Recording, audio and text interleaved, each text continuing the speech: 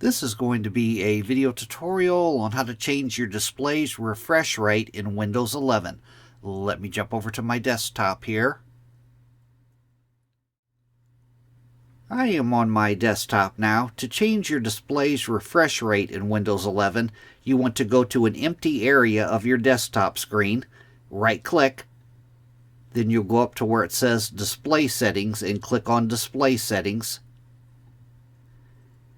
And in the dialog box that opens, you want to scroll down just a little ways, down to where you see the Related Settings area. And in the Related Settings area, right here, Advanced Display, you want to click on Advanced Display.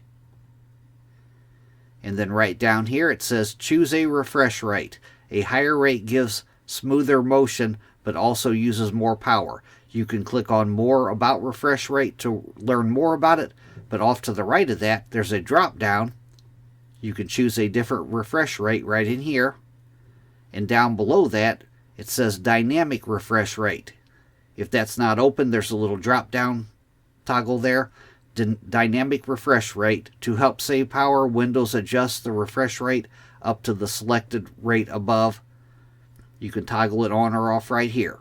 That is how to change your refresh rate in Windows 11. Thanks for watching.